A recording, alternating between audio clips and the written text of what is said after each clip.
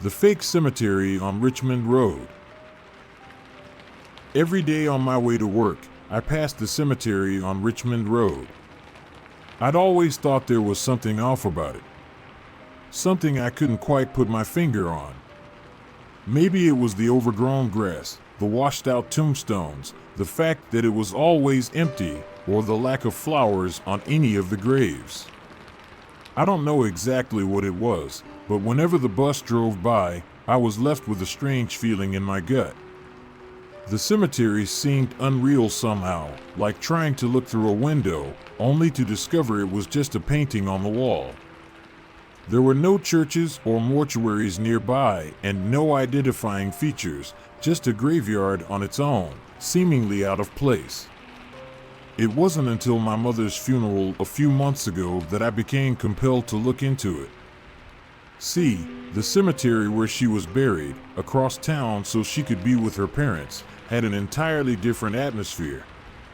It had a sort of weight to it. A weight that the cemetery on Richmond Road lacked. It was the difference between being alone in a crowd and being alone in a house. Even when I returned to the gravesite on my own, the cemetery still had a presence of sorts, almost as though it was buzzing with life, whereas the one on Richmond Road felt stale, clinical, and sterile. I started asking around at work. My curiosity only grew when I realized nobody knew anyone who'd been buried there, not even distant relatives. The mystery quickly became an obsession of mine. A burning curiosity that couldn't be quelled unless I knew the truth. I would have to dig deeper to find it. My first step was to consult the records at City Hall. According to official documents, the cemetery land was in an industrial zone, unlike the community cemeteries, which were marked as urban services zones. My next step was to find out who owned the land. Unfortunately, I couldn't gather any information on its current owners. I tried researching who originally bought it, but the graveyard's inception predated the available records. My final step was sorting through decades of city maps, hoping to come up with a timeline for the graveyard's construction. If I could narrow down when it was established, I could focus my research. Pre-60s era maps identified it as a forested area, while post-60s era maps had it blocked off entirely. The graveyard shouldn't have existed. One evening when my curiosity boiled over, I wandered into the graveyard. You could say that I broke in, but the gate wasn't locked and I didn't see a keep out sign. As I strolled through the unkempt rows of tombstones, I realized something. They were identical, save for the names on the front. Same size, the same rate of decay, same type of marble. They were spaced out in identical, perfectly aligned rows. All factors contributed to the graveyard lacking a touch of human warmth. The most chilling detail, however, had to be the year etched on their polished surfaces.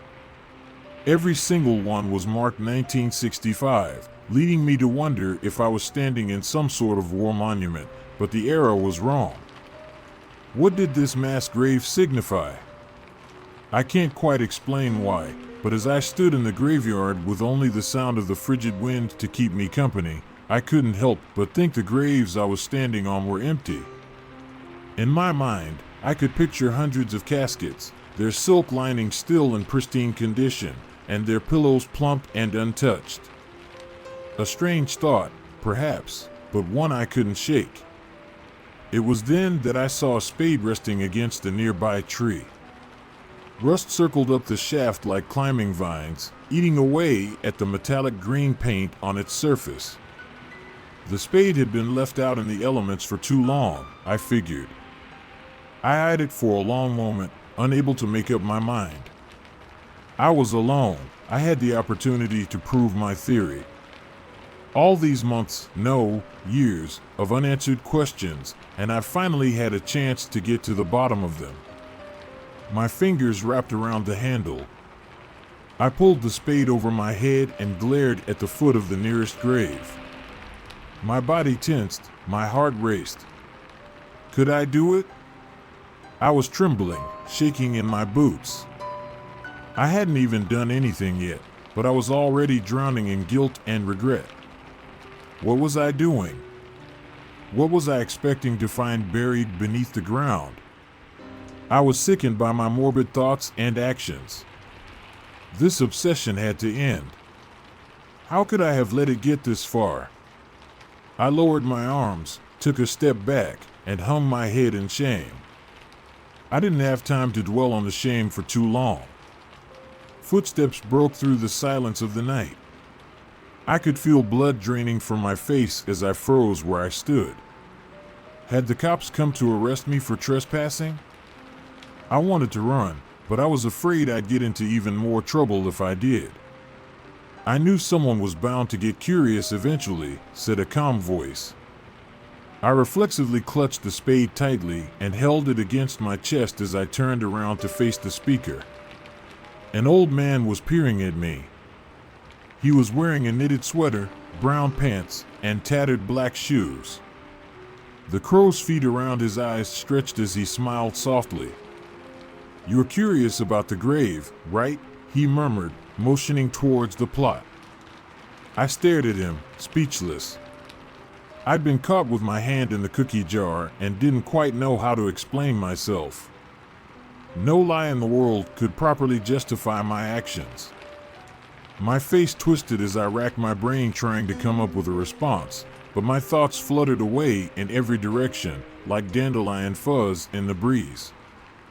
"Well, don't just stand there," he said, motioning for me to come closer. Shivering, I blindly obeyed and bridged the distance between us. He smiled and looked me in the eyes. "Come. Let's get you warmed up with some coffee. I'm sure you must have questions."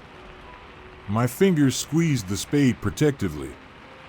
I shyly averted my gaze from the stranger and lowered my head closer to my shoulders, trying to make myself smaller. "Not much of a talker, are you?" he asked, letting out a soft chuckle.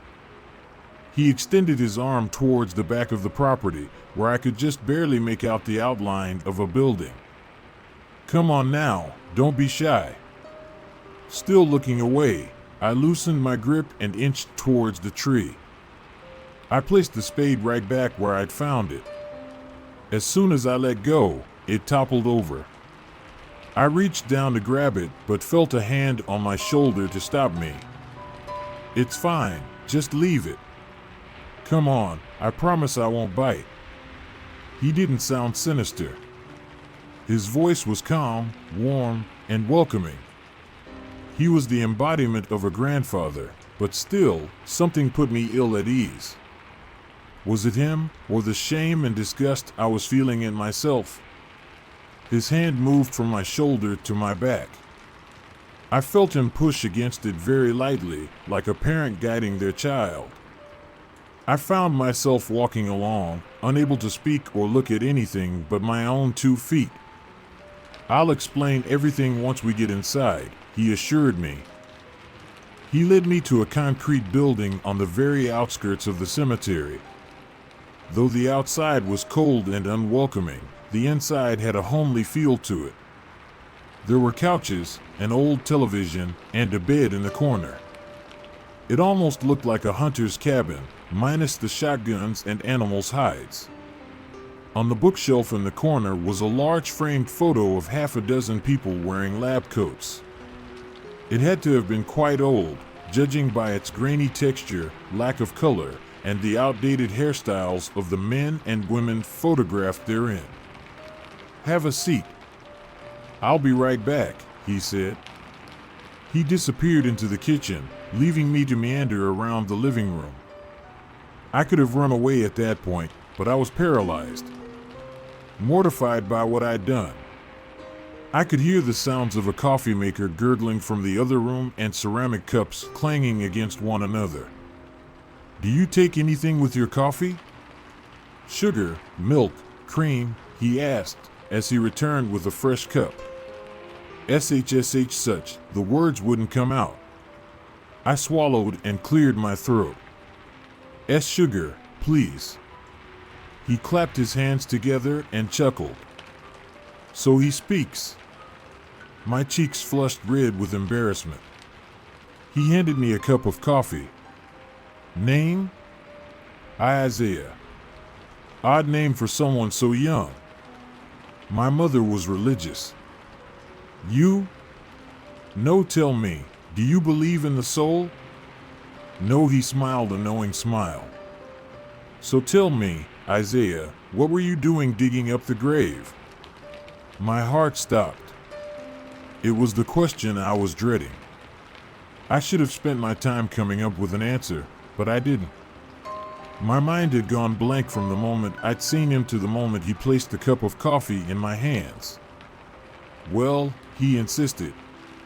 I tried to take a sip of coffee to buy some time, but it was still scalding hot. I had a hunch. A hunch? That it'd be empty, I answered. He took a seat opposite from me and smiled again, nodding his head as though he'd anticipated the answer. What if I told you that you were right? Am I? He nodded. Are they all empty? The graves, I mean? I asked. I figured he knew. He lived on the property, after all. He nodded. Every last coffin. Do you want to know why? I hesitated. Did I? Was this one of those things like in the movies where he'd tell me he was going to have to kill me if he told me the truth? I tensed, fingers digging into my kneecaps nervously. He laughed lightheartedly. You shouldn't be so afraid of me, you know. I'm not the one digging up graves in the middle of the night, he said.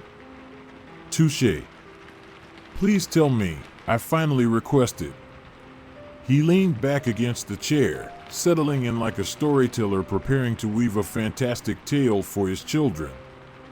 It all started back in the 60s when he cupped a hand to his chin and squinted at me, I'd say about your age. I was working with a team of medical researchers on improving organ transplantation. You see, back then, transplants were still fairly new. We weren't sure which organs could and couldn't be successfully transplanted. I took a sip of coffee, listening to him attentively. I wondered where he was going with this.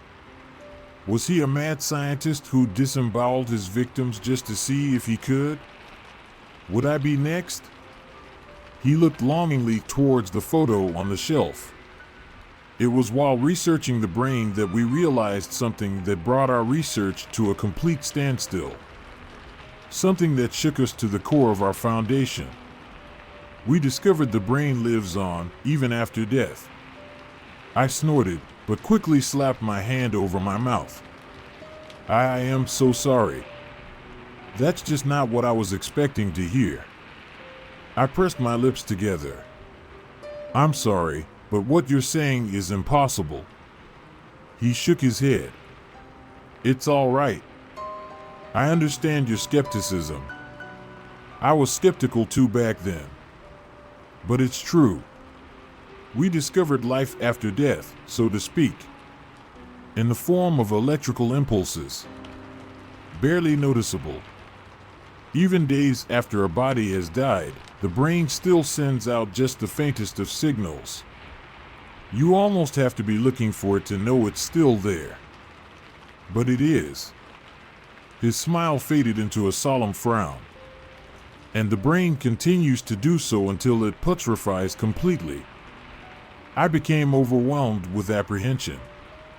I didn't quite understand what he was trying to say, but the mere thought of it made me uncomfortable. The hairs on my forearm stood at attention. A bead of sweat rolled down my temple and landed on my lap. I swallowed a knot in my throat. Like a chicken running with its head cut off, right? He shook his head. No. That's completely different. Those are just the nerves still firing at random. What we found was, he paused, trying to come up with the right word, organized. Deliberate. Messages are sent through the brain. Signals that are much slower than with a living specimen and much less active, but still present. When you die, your brain is still aware of what's going on. His faded blue eyes looked into mine. Despite his age, I could see vitality behind their cloudy facade. I looked away, unable to maintain eye contact. My gaze fell on the brown liquid in the cup between my fingers. He continued, "The brain is aware of everything. Do you understand what that means?" I thought of the caskets in the graveyard.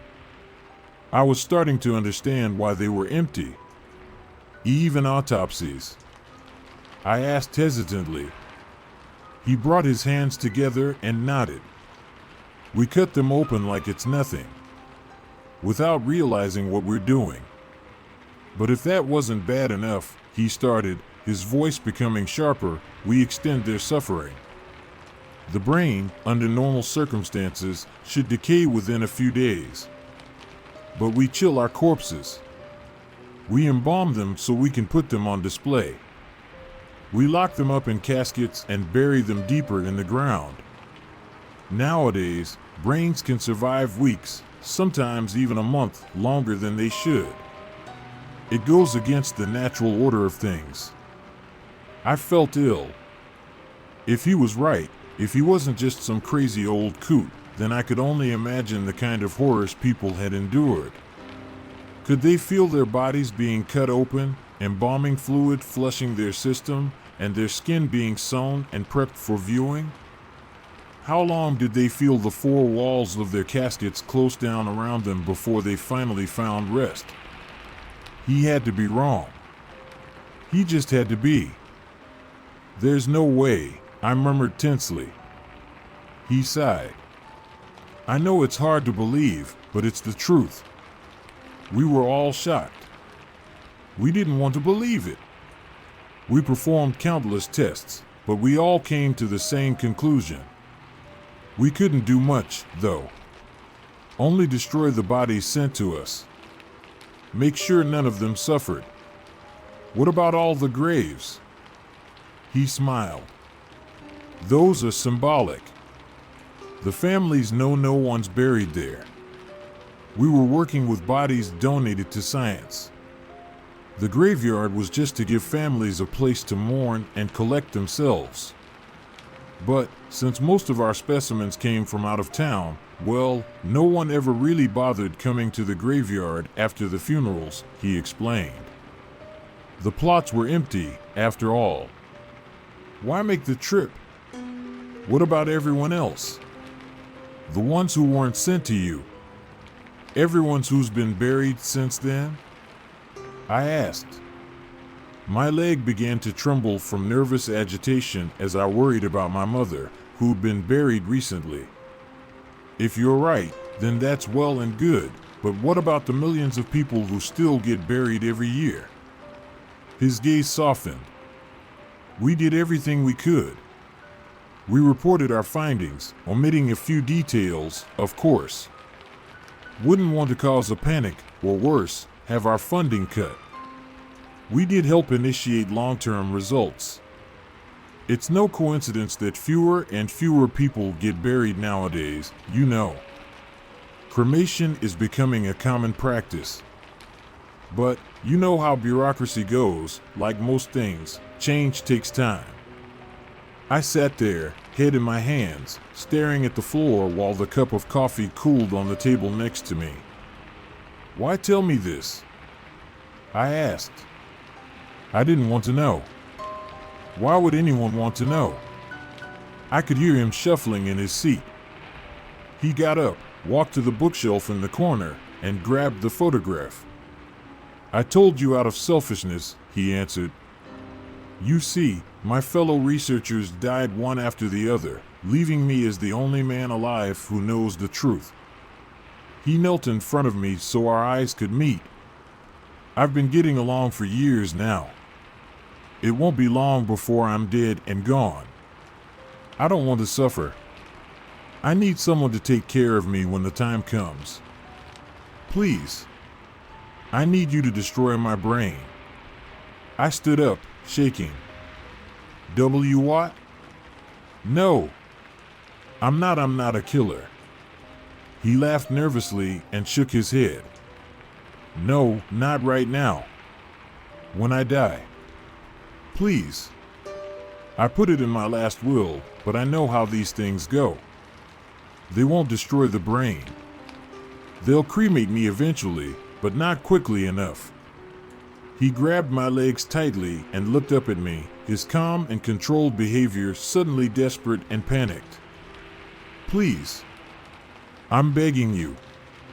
I don't have any living relatives. Let me mark you as a next of kin. They'll let you in. Then you can do it. Please. I don't want to suffer while I wait to be cremated. I don't want to feel the fires melting my skin. I didn't know what to say or do. What he was asking for was inhuman, but I had a feeling he wouldn't let go unless I agreed. I nodded hesitantly. All right. His grip loosened instantly. He let out a sigh of relief and pushed himself to his feet. I could see him wiping his eyes on his sleeve. Had he started crying? Good. Good. I'll just take down your information, he said, wobbling to the kitchen for a pen and paper pad. I know what you must be thinking. Why didn't I just give him fake info? Truth is, I was so frazzled that I reacted automatically. I gave him my address, phone number, and name. Everything. When I was done, I left. I wandered out of the graveyard, feeling shaken to the core. I hoped what he'd told me was a delusion.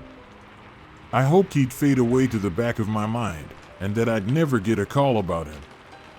I went to bed that night and stared at the ceiling for hours, imagining decaying bodies trapped in their dark tombs, able to hear and feel, but unable to see anything or call for help. A fate worse than being buried alive. No one knew the pain they were in. They couldn't scream or scratch at the surface. They just lay there and feel themselves withering away. The chilling imagery kept me up well into the morning hours. Even after convincing myself that the old man was crazy, the anxiety persisted. The fear was electric, tingling at the back of my neck like someone blowing on my skin. I couldn't get the morbid thoughts out of my mind. They ate away at me like acid rain on an old swing set. And then, the phone rang. I picked it up and brought it to my ear. Hello? Is this Isaiah Brown? Why, yes, I replied nervously. Had the old man reported me to the police for grave robbery? Were they going to arrest me? This is the Richmond Hospital. You were marked as an emergency contact for your great-uncle. He was taken to the hospital early this morning. We're going to need you to come in. My stomach dropped. As far as I knew, I didn't have a great-uncle.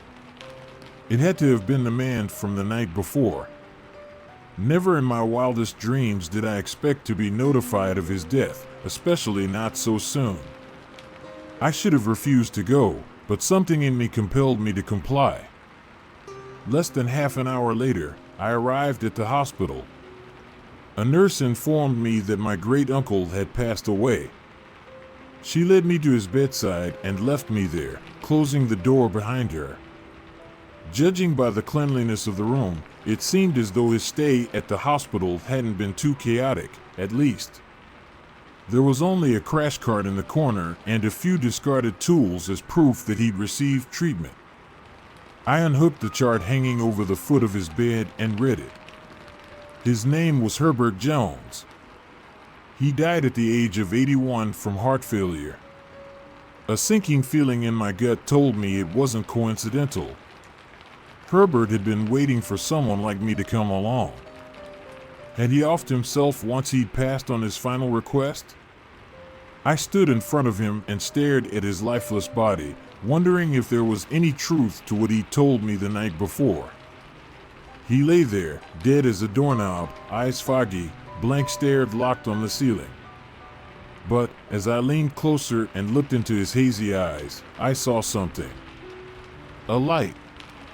a faint sparkle of life beyond his faded irises.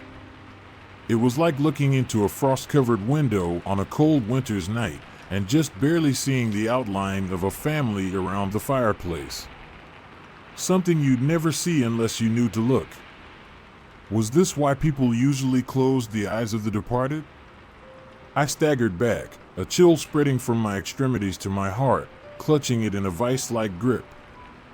I understood what I had seen, what Herbert had been talking about. The conclusion he tried to lead me to: I had seen his soul. Herbert was right. He was dead, but his soul hadn't left his body.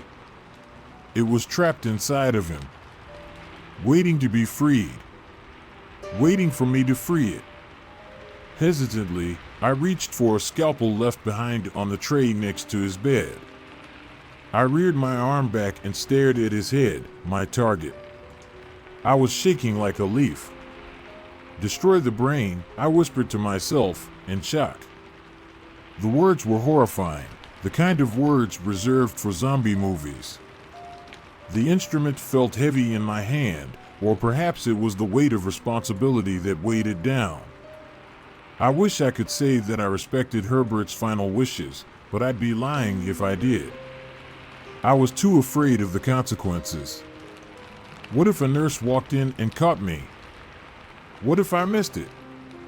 What if the sound of his brain sloshing against the walls of his cranium haunted me for the rest of my life? I dropped the scalpel and ran out of the room, my stomach a mess of knots, my heart a caged lion roaring to escape. Herbert put his faith in me, and I let him down. I let the hospital perform their autopsy, and God knows what else. I just pray they cremated him at least.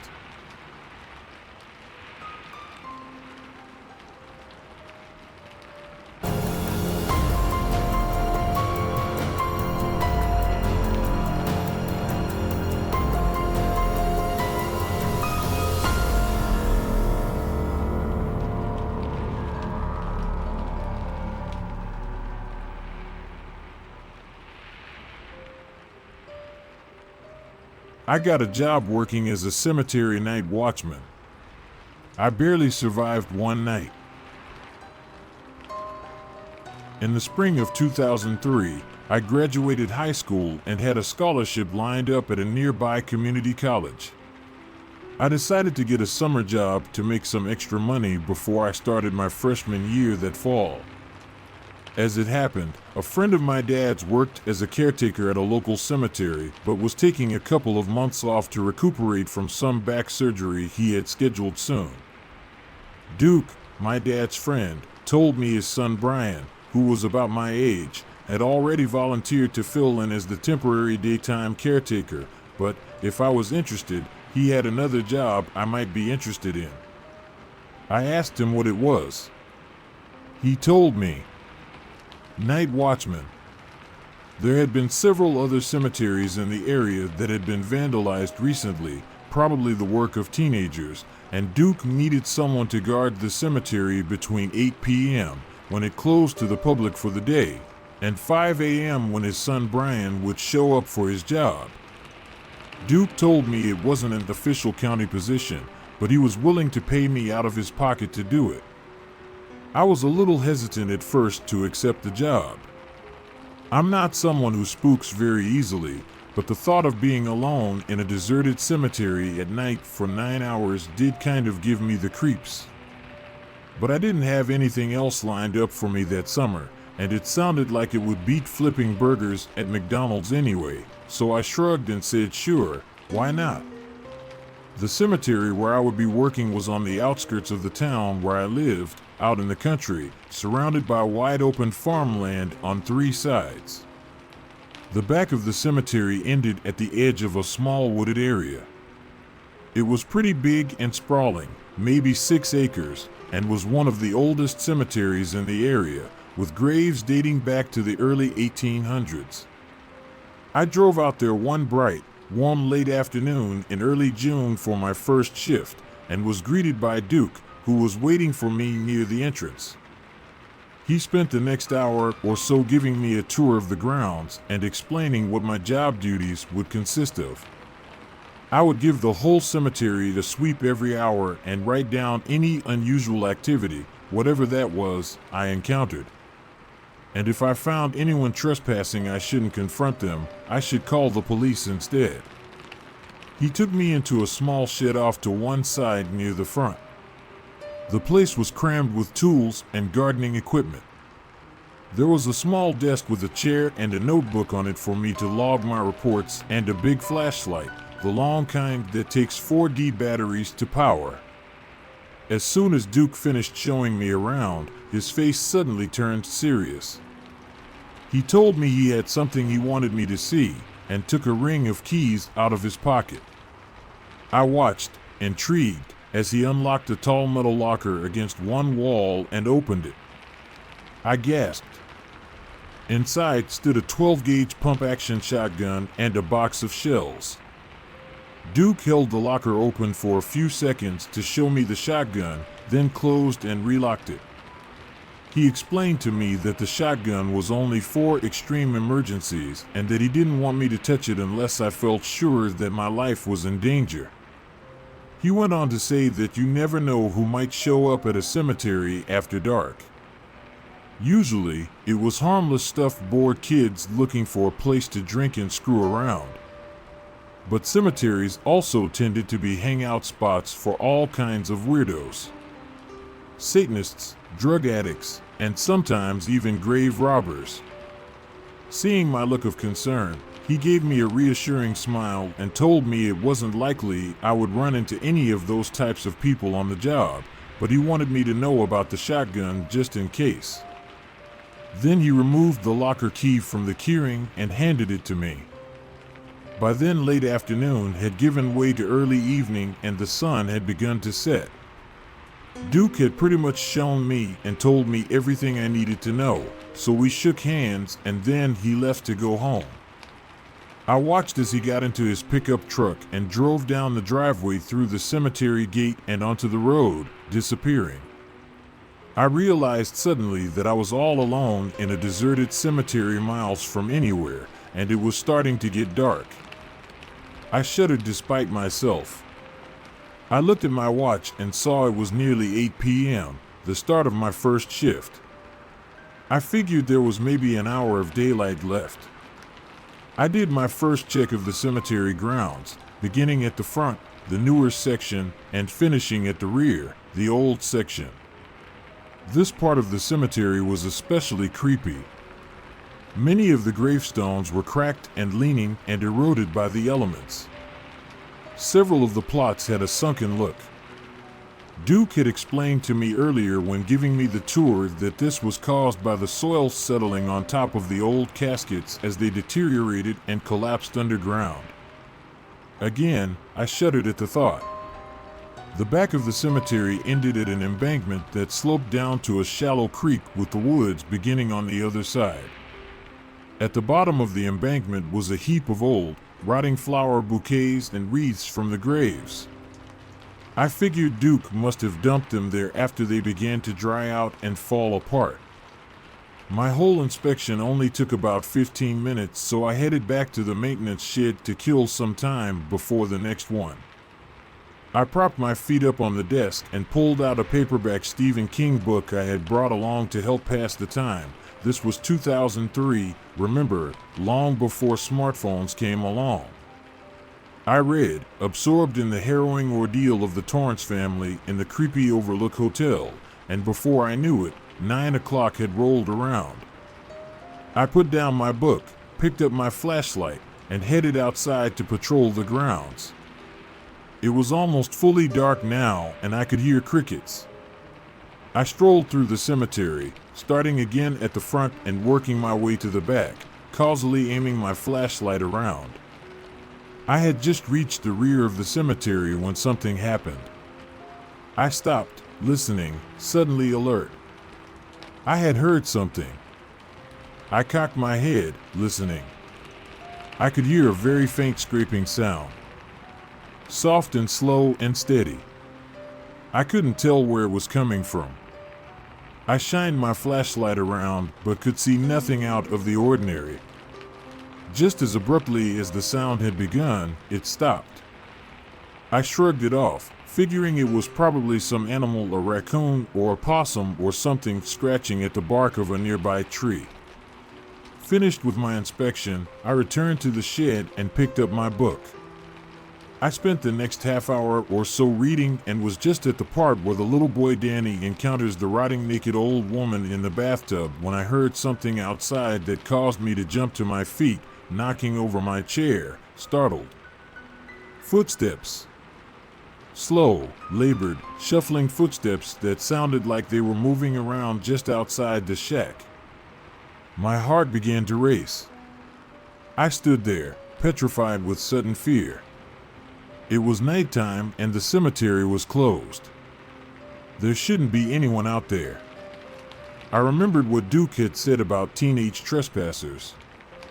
I waited, hardly daring to even breathe, my pulse racing, listening. The footsteps seemed to circle the shack 2 or 3 times, then gradually faded off into the distance. Silence resumed. I waited there for several minutes, too scared to investigate. I glanced at the locker with the shotgun inside it, but remembered Duke telling me not to touch it unless I was in danger. It was probably just some local kids who came to have an underage drinking party or a teen couple looking for a place to make out. Except the cemetery was 5 miles out of town and I hadn't heard any cars pull up outside. I stood there for the better part of 5 minutes, scared and indecisive. Finally, I told myself I was being chicken shit and needed to man up. Protecting the cemetery from trespassers was, after all, my job. It was probably some harmless old drunk or a drifter looking for a place to crash for the night. I summoned my courage, picked up the flashlight, opened the shed door, and stepped outside. It was full dark now, and pitch black. Thick dark clouds blotted out the moon and stars, and the only illumination came from my flashlight. Cautiously, I began a sweep of the cemetery. There was no sign of any intruder and nothing looked out of place, but I could somehow still sense that something was wrong. Different. It took a couple of minutes for me to place it. It was quiet. Too quiet. Dead quiet. The crickets had stopped chirping. An unnatural hush had fallen over the cemetery like a blanket. The only sound was my breathing. Besides that, it was as silent as, well, as silent as a grave. I felt like I was being watched. I had read that cliched expression in 1,000 bad horror stories and never believed it before then, but at that moment, alone in the dark in the middle of the night, in that unnaturally silent cemetery, I did. It seemed like I could sense a dozen sets of predatory eyes boring into me, observing my every move, so strong it was almost a physical sensation. I was scared shitless. I stopped in my tracks abruptly, tensing, cocking my head. I had heard something. What was it? I listened. Faintly, I could that same soft, persistent scraping sound from before. I looked around, trying to pinpoint its location and source. It seemed to be coming from directly ahead of me and to my right. I cautiously moved on, tracking the sound, which seemed to get slightly louder the closer I got. I was in the newer section of the cemetery, the part still in use. I stopped in front of a new grave where the sound seemed to be at its loudest. I trained my flashlight on the marble headstone.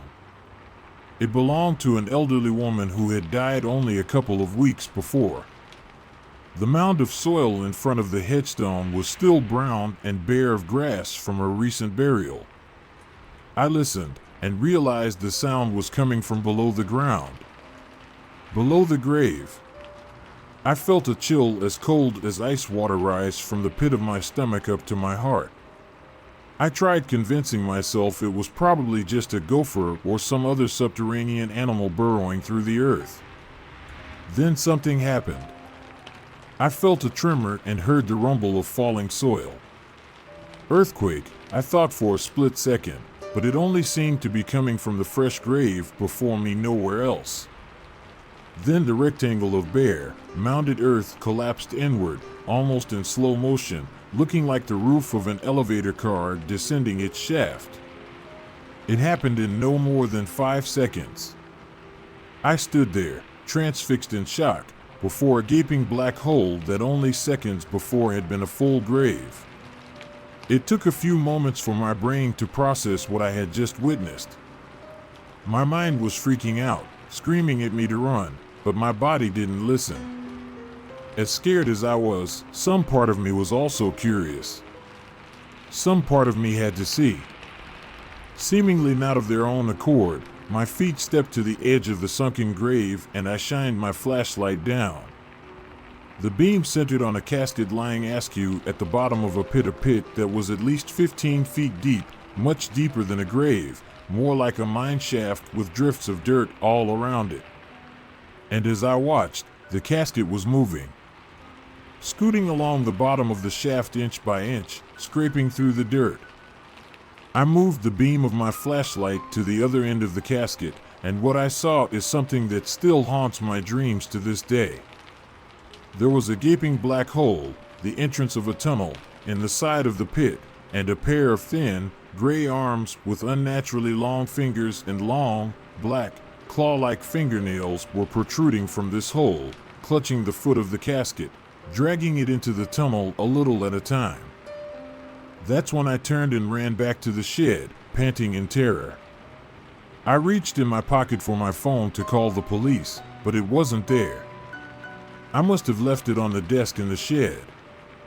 I reached the shed, went through the door, and froze. The inside of the shed was in a shambles. Everything had been trashed. Tools were scattered across the floor, the desk and chair had been turned over, my paperback had been torn to shreds, and my cell phone had been smashed to pieces.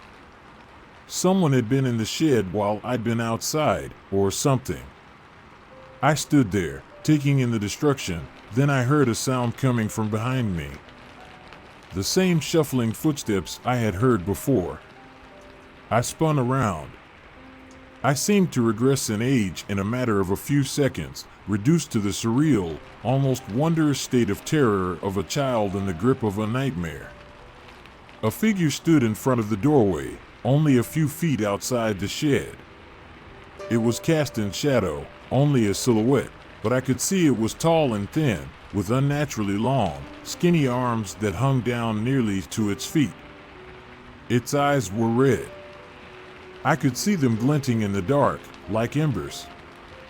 They were staring right at me. We stood there for what felt like an eternity, regarding each other, then the shadowy figure took a step towards the door. I darted forward, slammed the door, and turned the lock. There was an unnaturally high-pitched, chittering screech from outside, a sound more animal-like than human. The creature began to pound wildly against the shed door. I jumped as something else slammed against the rear wall of the shed. I could hear claws scratching against the wood as if something was trying to burrow through the wall. Something else slammed into the side of the shed. There was more than one of them, and they were all trying to break into the shed at the same time. Trying to break in and get me. That was when I remembered the shotgun. I looked at the metal locker, still upright but now leaning askew against one corner. I frantically searched the pockets of my jeans until I found the key Duke had given me.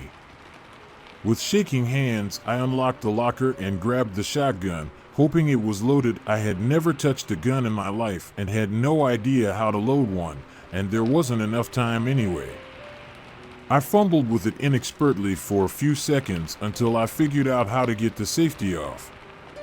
The banging and screeching was coming from all around me. It sounded like the shed was surrounded on all 4 sides.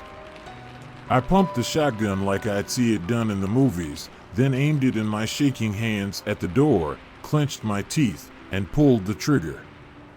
The explosion was louder than I ever would have imagined, and the kickback was so powerful it almost knocked me backward. The next morning I would find an ugly bruise on my right shoulder where the stock of the shotgun had struck me. a ragged hole the size of a fist materialized in the door. For a split second after I fired the shotgun, I thought I detected a high-pitched shriek of pain outside the shed door. Then I couldn't hear anything but a ringing in my ears. For a few seconds, I feared I had gone deaf from the blast. Then slowly my hearing returned. I knew because I could hear my ragged breathing. Otherwise, there was silence. The screeching and banging had ceased. I listened intently, my heart pounding, but heard nothing. Then cautiously, still clutching the shotgun, I crept to the battered shed door, unlocked it, and threw it open, leveling the shotgun. There was nothing there but blackness. I fled the shed, running in an all-out sprint to my car, leaped in, locked the doors, started the engine, and took off, slamming down the gas pedal. I sped down the driveway, my tires shrieking and sending gravel flying. I shot through the gate, then turned onto the highway back to town. But just before I drove through the gate, I saw or thought I saw one last thing in my rearview mirror. Several pairs of glowing red eyes in the darkness behind my car. My phone had been destroyed, so I drove to the sheriff's office. When I reached town and told them I had been attacked by grave robbers, I was scared and badly shaken, but still possessed enough sense to know they wouldn't believe me if I told them what I had encountered in the cemetery. After I gave my statement, they called my parents, who came and picked me up since I was still pretty rattled. My mom drove me home in their car while my dad followed behind us in mine.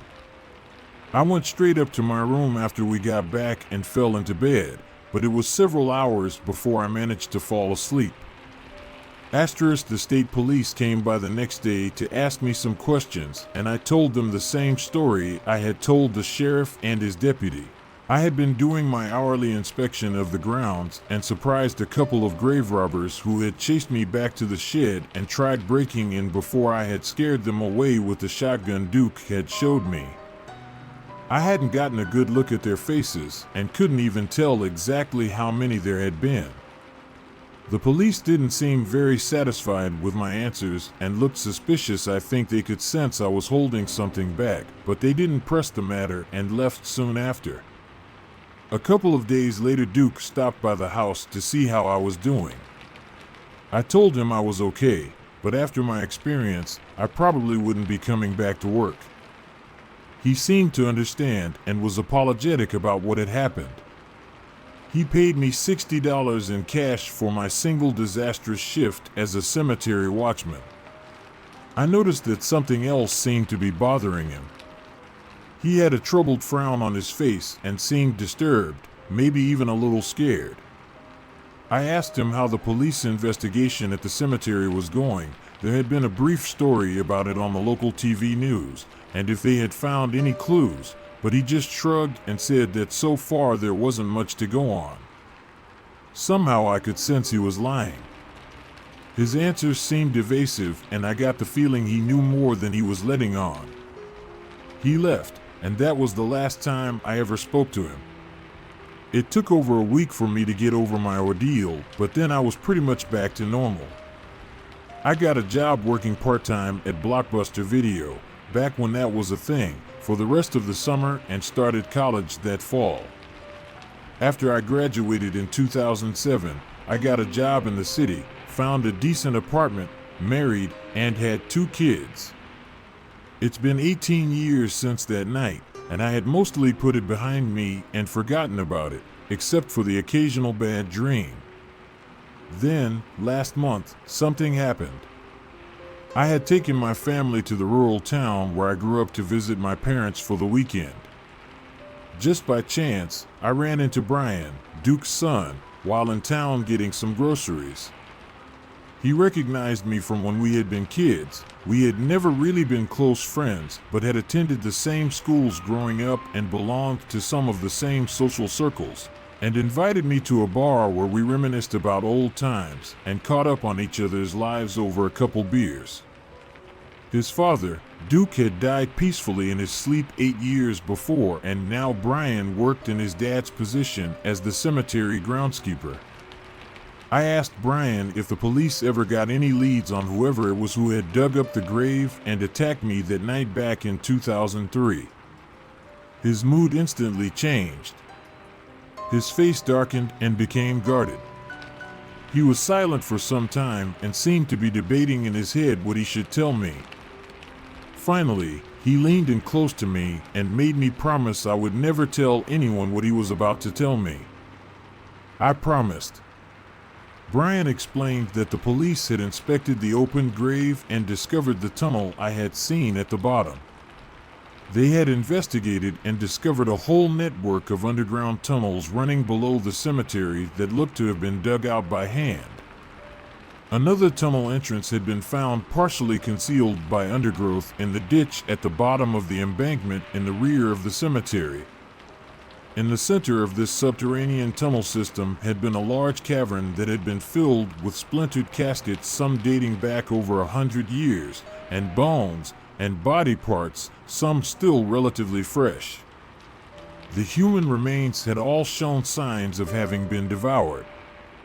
I felt a chill pass through my body. Brian finished off his beer with a hard swig and set the bottle down with a trembling hand. He went on to explain that after this gruesome discovery, the police had notified the FBI, who had shown up to investigate, and after the FBI came, another government agency had gotten involved. I asked him who, but he just shook his head and told me they hadn't said. Only that their jurisdiction had superseded both the state police and the FBI. They had taken over the investigation, shut down the cemetery, and ordered everyone involved, including the Duke, to stay silent with the threat of prosecution and imprisonment if they breathed a word of it to anyone. The cemetery had been closed for over a year while men in hazmat suits had collected the bodies in plastic bags and loaded them into unmarked black vans. Then one day they were just gone. They left without a word, seemingly overnight, leaving no trace behind. The underground tunnels had been filled in with dirt. After that, things had pretty much gone back to normal. Brian sat there quietly for a while. I thought he was finished, but then he added one final detail. The morning after my night in the cemetery, after the sheriff had looked around, but before the state police had arrived to do a more thorough investigation, Brian and his dad had found something outside the shed the sheriff had overlooked. A small puddle of black liquid on the ground, outside the door through which I had fired the shotgun through. Duke had figured it was probably just spilled motor oil from a bottle in the shed and told Brian to clean it up. But Brian had noticed something his dad hadn't, a thin trail of the same black substance in the grass leading away from the shed, toward the embankment in the back of the cemetery. He had been curious and collected a small sample in a jar when his father wasn't looking and mailed it to an older cousin of his who worked as a technician in the anthropology department of a university across the state. A couple of weeks later, Brian's cousin called him. They had analyzed the sample.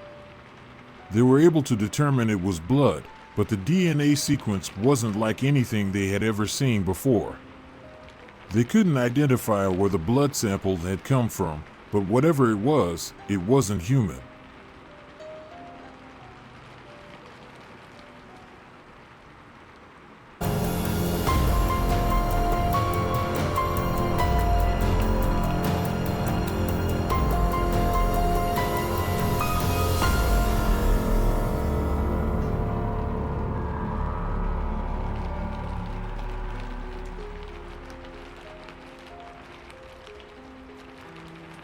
I live in an apartment building underneath the cemetery.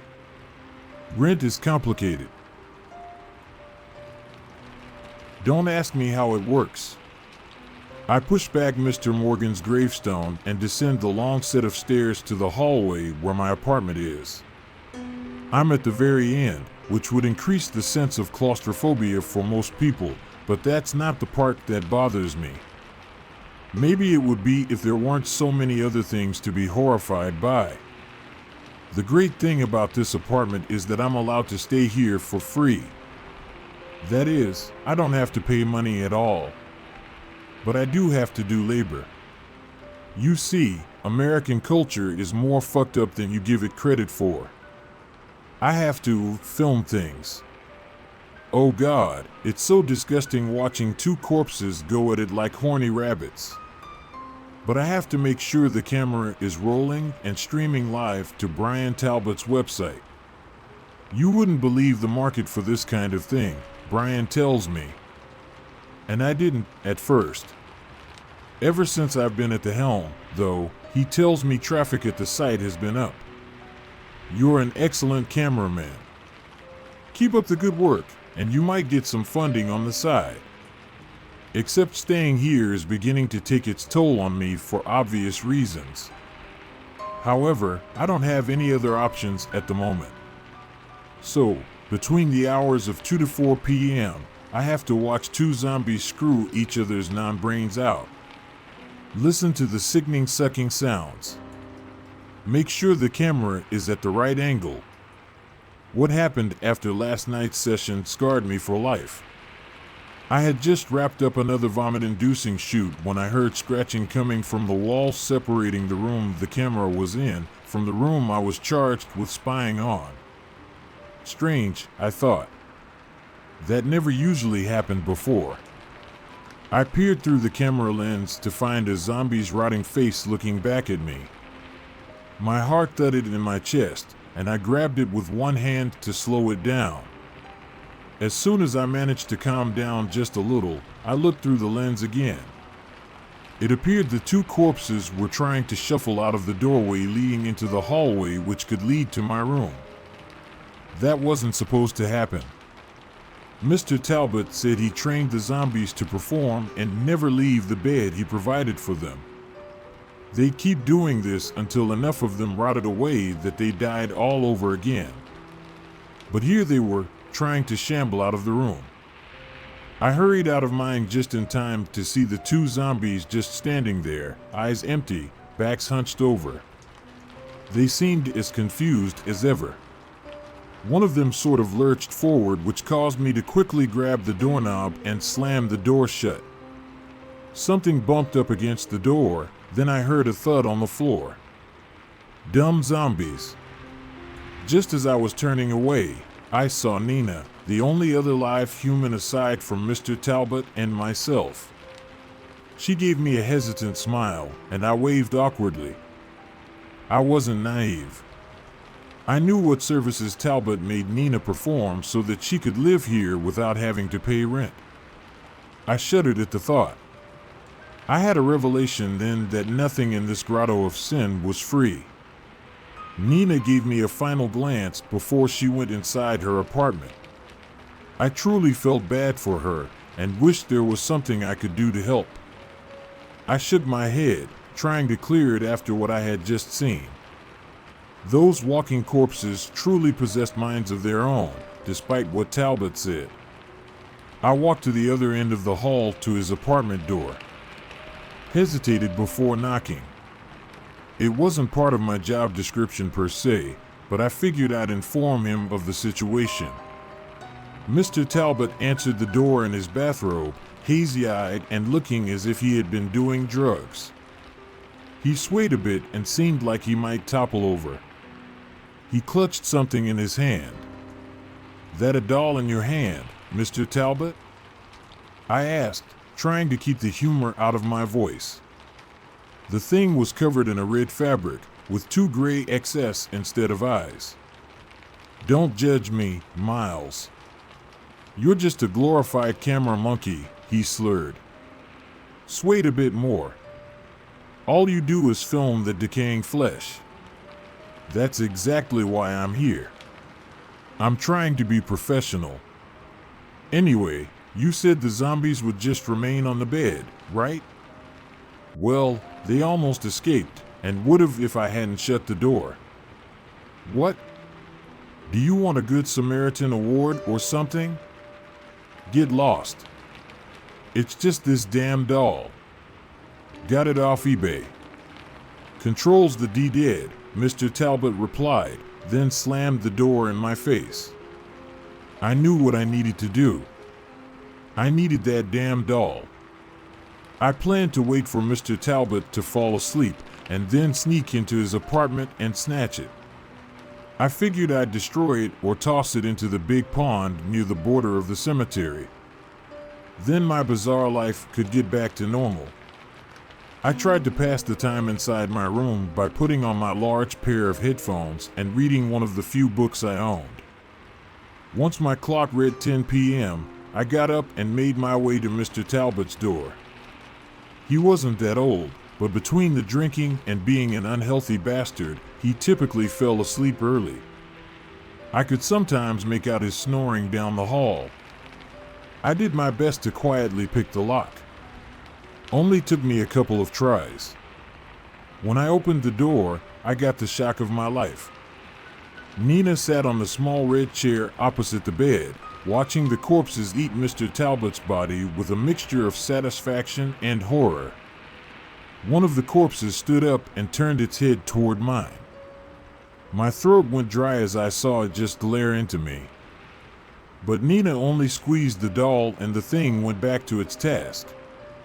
I just watched them eat Mr. Talbot without saying a word.